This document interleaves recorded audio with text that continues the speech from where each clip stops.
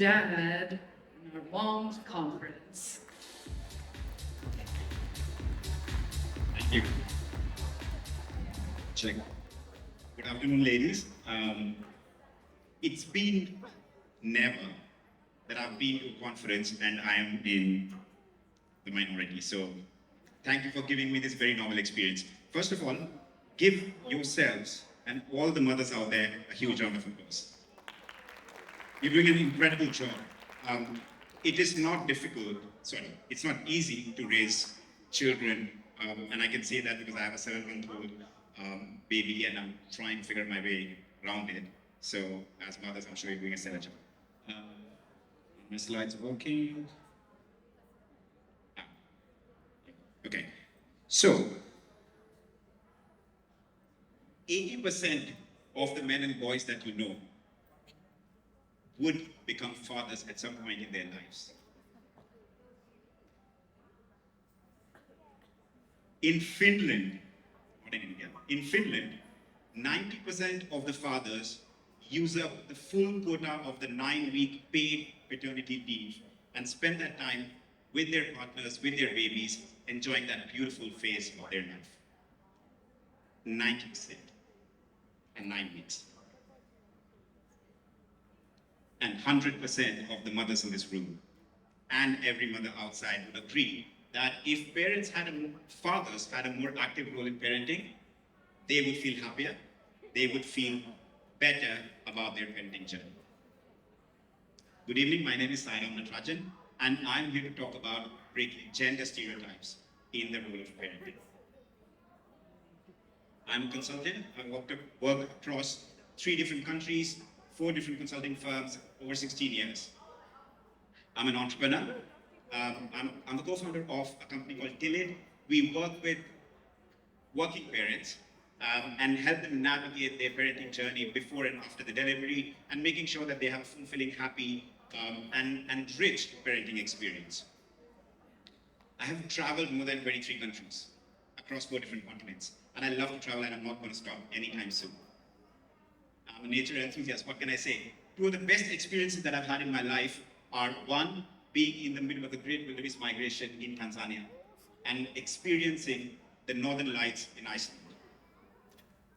I've run 3 full marathons and 6 half marathons, and right now I'm training for 1 as well.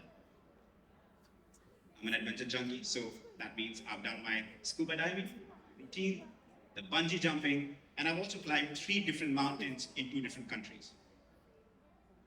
But none of that compares to the roller coaster ride that I'm on right now. Being fun, being father to this little boy, little munchkin called Azad. He can become a monster sometimes, but I call him Munchkin. I thought that was an awe movement. I heard some applause, but can I have an awe, please? Thank you. It's not often that fathers show their nurturing side, so I was hoping. Anyway, the rest of the talk is broken down into 3 different sections. I'm going to talk about 3 different spaces where we need to redefine the parenting role. The first space is our workspace, our offices. The second space is our homes, or our personal space. And the third space is the public space, like the one that we're in right now. There is a 4th space, but I will come to that later.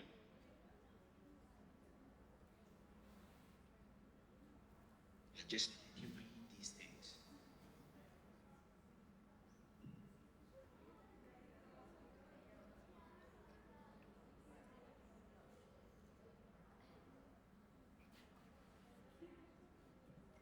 All of these were well-meaning advice given to me by my colleagues, men and women, before I went on my maternity leave. All of this reinforcing the fact that fathers have very little to no role to play in the early year of a baby's life. All of it's nonsense. I quit my job and I founded a startup because I was on that journey with my wife to have that baby. Because I had quit my job and it was my own company, I was part-timing and I was working from home. And that meant I was there when my son first started babbling. I could see him eat his first solid food. And I could see him struggle with his very little arms on the sofa and try and stand up. I was there in all those moments. Had I been in a corporate environment, I would have gotten 2 weeks of paternity leave. At best. It's an utter joke, but it is what it is. Now, imagine a world where corporate environments or workspaces are supporting not just mothers, but also fathers in ensuring that they can be with their babies in the early years of their life. Equal parental policies and support programs. Imagine an office space where your colleagues are not reinforcing gender stereotypes, but are actually pushing you as a father and as a mother to re-look and reframe how parenting works in the early years. And imagine a world where in offices, your managers, your bosses, your team leaders are actually also going out of their way to experience the joys of being a father. They're taking the leave, the sabbaticals, the work from homes, and so on and so forth, that all of you, or at least most of you, would have done, but not many men would have. As you imagine that world, let me quickly take you to the second space. Our personal space, our homes. The stereotypes exist in our homes as well. This was said to me by one of the elders at home. I immediately disagreed because I knew I had something to do. I don't know what it was. I was figuring my way out, but I knew I had something to do. There's no reason for me to not participate in that process. And thankfully I was there. So I saw my wife, Ranjani, and my son, Azar, have some really difficult times in the initial days of their breastfeeding experience. The latch was not right. It was painful for Ranjani. He was not putting on weight. And there was a lot of stress and anxiety about all of this. What could I do? What could a man do? A man and his computer can do a lot. I looked up a lactation consultant. I drove my wife and my son to the lactation consultant, and few sittings on, they were sorted. The breastfeeding journey from being painful and tormenting, it became a really happy and a joyous experience for my wife and Azar. And I could feel validated that, okay, I was right, I had something to do. And had I not been in that room watching them going through the motions of pain, I would have missed out. Now imagine a household where your family members, your elders, parents, in-laws, your siblings, both older and younger, if you have older children, that they as well, are actually helping you understand and reframe that parenting is a father's responsibility as much as a mother's responsibility. And it's not just the family members. The neighbors are to be blamed as well.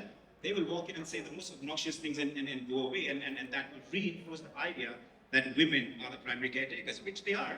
But fathers have a lot of role to play as well. And it's not just the neighbors as well. We sometimes overlook a very integral part of our households, the domestic help. They will come and say things and do things that will remind the women in the household that they are doing the right thing by locking themselves up with the woman being with the baby and helping the man go in on the bread. But again, you're kind of reinforcing the same cycle. You need to break free. And to do that, you need to imagine a world where the entire ecosystem is coming together and believes the idea that the mother has to be mothered first, especially when she's had a baby, and then the baby can be mothered or parented. Now, of course, these symbols are very clear, but I'll tell you why I put them on the screen. Let's go to the third space, the public space. The cinema halls, the shopping malls, the airports, railway stations, bus stands. Each of these spaces are, again, telling us day in, day out, subconsciously, that it's the mothers who have to take care of babies. Ranjini and I were at an airport a few months ago. And this is no sort of small airport. It was the Delhi International Airport, often ranked as the best airport in the country. Just before boarding the flight, Azad had a dirty diaper, and we had to clean it. And I, being an active parent, I said, let me do it. It's my turn. And we followed the signs of the diaper changing station. Sure enough, there was one. And we ran into a space which had these two signs in front of us. Now tell me, where was the diaper station nested? Was it this side? Give me a yes or a no. Was it this side? Why couldn't it be that side? Now that's the thing. I wanted to be involved. I wanted to be the active, involved parent. I wanted to be the father who is there for the baby and change the diaper. It's not a big deal. But I couldn't. The station was inside the women's restroom. I couldn't go there and do what I wanted to do. Now imagine a world where people are designing these public spaces with inclusivity in their mind. Imagine a world where when you walk into an airport or a shopping mall or a cinema hall or a hotel like this, there are gender-neutral childcare facilities, whether that be diaper changing stations, whether that be feeding rooms. Now, I would love to feed my son because my wife pumps, but I can't because the feeding room is only allowed for women. And my son is very kind of distracted all the time, so he needs that sort of close enclosure. So anyway, what I'm trying to say is all these spaces need to be redesigned, rethought of as well. I did talk of a fourth space. It's our minds, the mind space. We need to reframe ourselves how we look at parenting. We need to keep reminding ourselves that no matter how well or how much we are involved, the fathers, the other partners, and I'm not just saying the normal heterosexual couple, it could be a same-sex couple, it could be an adoptive set of parents, it could be a single parent. No matter who you are, in that context, we'll be mindful that there are others who will step in and help you out. And you have to allow them in. You have to allow them to help you out. One of the biggest things that Ranjini and I talk about is how she had to train her mind to trust me with us. Mothers don't trust their husbands with their babies. So you need to reframe your mind as well. But anyway, I wanted to bring Ranjini with me so that she can talk about all of this in her own way. She couldn't be here because Azad is teething and he's in a really cranky sort of mood. He would have made a mess here. But she's here in spirit. Can we have some sound, please, on the PC? Can we have some sound on the PC, please?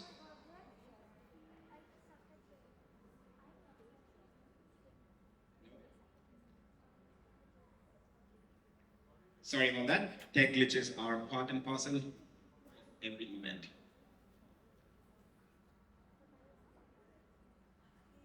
Hello, mommies. I hope you're having a fantastic day.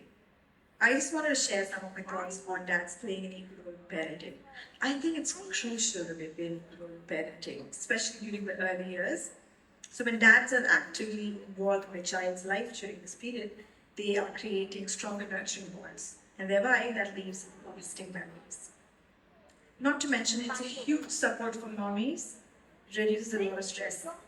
So dads, dive in, embrace those language changes and master those midnight feedings and watch your little ones thrive.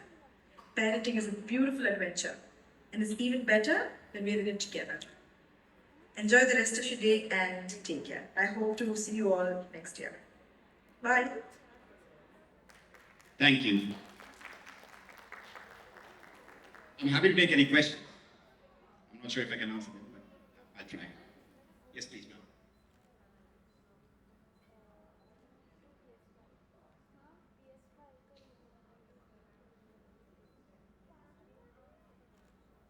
Can you get a working mic, please?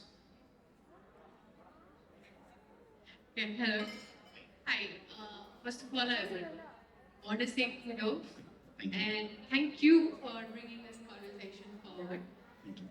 I related to this a lot.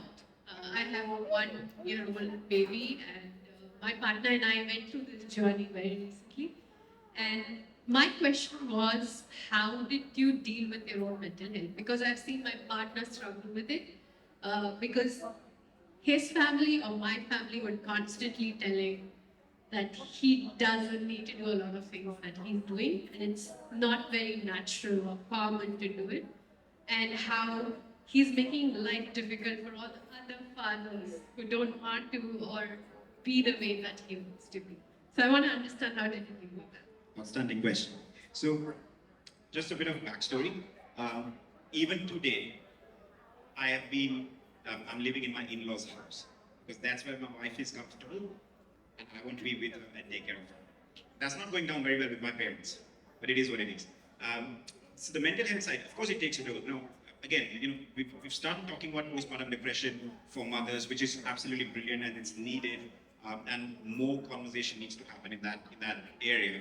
But what I've learned as part of my own experience as a father and also as a co-founder of a parenting startup is that even fathers go through something called postpartum depression,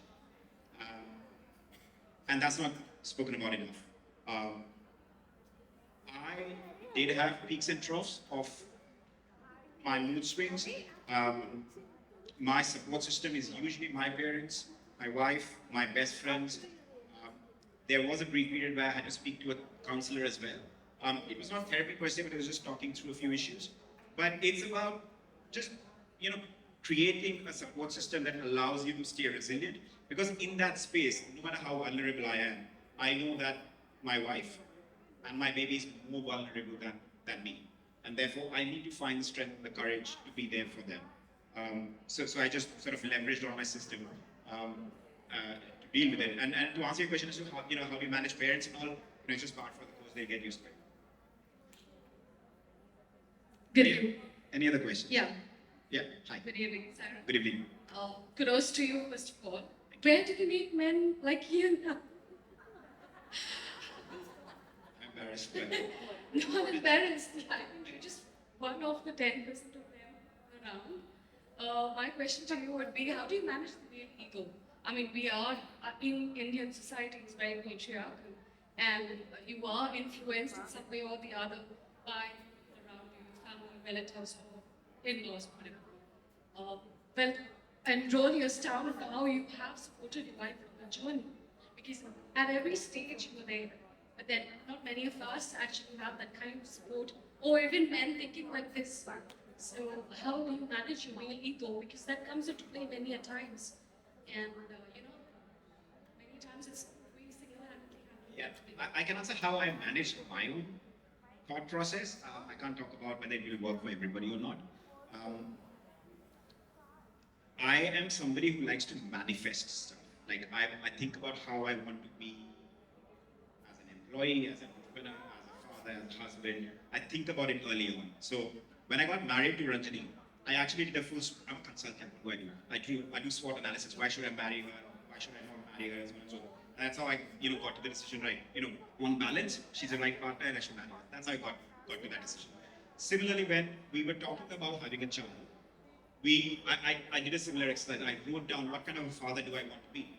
And in that space, the bit that came out to me was when there is a small baby, a small human who's dependent on you, he still only ever spent 9 months or 10 months or whatever months with you.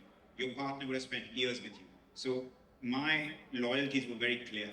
That if I have to choose between the baby and my partner, I will choose my partner day in, day out. And this was manifested way before we decided to have a child. So when we actually started our pregnancy journey, I went back to my notes, went back to my journal, and I reminded myself that that's the kind of person I wanted to be when I become a father. And that will kind of pave the way. And the rest is kind of figuring out. It's not like I get everything right. My wife beats sense into me every single day. Even now she's telling me that, you have on video since morning and you haven't seen us out and this, that and the other. So she has a really strong role to play. But the good thing is that we don't have an adversarial relationship in this context. She understands that it's not natural for men to do what I'm trying to do, and therefore she helps me along. And I understand that it's not natural for men to do what I'm trying to do, and therefore I accept my failures when they come along. That's fabulous. Thank you.